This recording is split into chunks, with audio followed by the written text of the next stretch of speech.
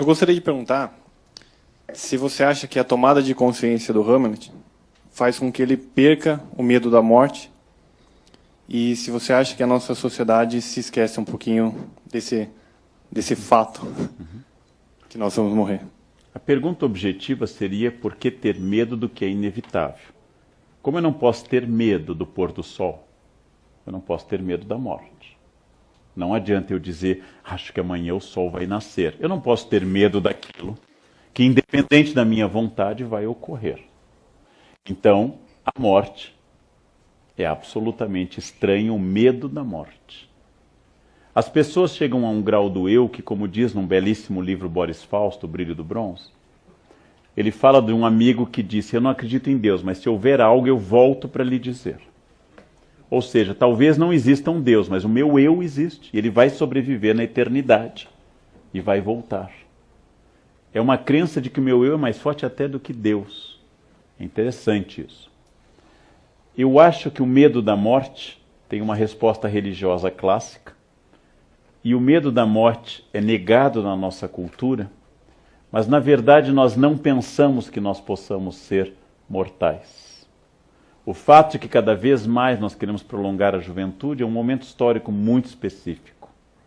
Ou seja, o fato de que a velhice seja tida como um defeito e não como um estágio apenas da existência, é um fato muito contemporâneo, desde a ascensão da juventude a partir da década de 60 do século XX. O fato de que os jovens dominam uma tecnologia que os mais velhos não dominam e pela primeira vez na história, os mais velhos não são os detentores do saber da tribo, mas os mais jovens, faz com que nós, inclusive, nos submetamos a coisas absolutamente estranhas para parecermos jovens. Eu tenho colegas da minha faixa etária e alguém os chama de senhores, vai parecer que eu sou velho. É sempre uma questão de comparação. Se eu vou me comparar com uma planária ou com a pirâmide de Kelps, para saber se eu sou velho ou se eu sou jovem. Como eu já cumpri mais da metade da existência, dizer pelo menos que eu sou uma pessoa experiente é justo. E é inevitável que assim seja. Mas o que eu quero dizer é que o medo da morte é sinal de falta de conhecimento. A grande sabedoria de vida é a preparação para aquilo que vai dar sentido a tudo que eu fiz, que é morrer. Quando eu morrer, eu terei dado sentido a tudo que eu fiz. E poderei dizer, quiçá, o que disse Gandhi, um pouco antes de ser assassinado, em janeiro de 48.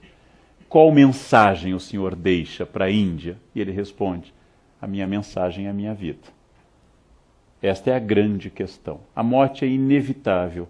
Ter medo dela é absolutamente estranho. Eu tenho medo, vai morrer igual.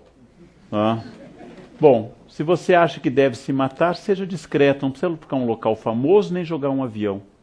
Com isso, mate-se discretamente. Vá à Índia, tome um copo d'água numa praça e pronto, discretamente, né? Suavemente sentado numa praça e pronto. Isso não precisa levar dezenas, porque a pessoa que quer se matar num local famoso ou levar um avião, mais 149 pessoas junto, é uma pessoa que não é um suicida, é um carente, é um narcísico, que quer dar um sentido glorioso à sua morte, já que sua vida não teve absolutamente nenhum. A vida, gente, sem a morte, hamletianamente falando, seria insuportável. A Sibila Cumana, que pediu a juventude eterna ao deus Apolo, e se esqueceu, a vida eterna, esqueceu de pedir a juventude, quando completou 1000 anos queria morrer, mas não conseguia. Os vampiros são melancólicos, porque são eternos. Em crepúsculo, alvorecer, pôr do sol, arrebol, os vampiros são sempre depressivos, estão sempre mal, sempre olham para baixo, meia luz, porque os vampiros não morrem. É só morrer que torna a vida plena de sentido. Se eu chego e digo, este é o último, se essa fosse a última aula que eu vou dar na minha vida de professor, essa aula teria um sentido extraordinário. É exatamente o fim que torna algo mais importante. Morrer é o que nos torna úteis e práticos. E quando eu for esquecido, a minha vida terá atingido seu pleno patamar. Porque ser esquecido significa que o papel foi cumprido. E como qualquer ser, eu desapareci. Não é melancólico e não é depressivo. É absolutamente alegre. Melancólico e depressivo é você querer esconder a idade ou a falência inevitável da vida. Absolutamente inevitável. Outra pergunta?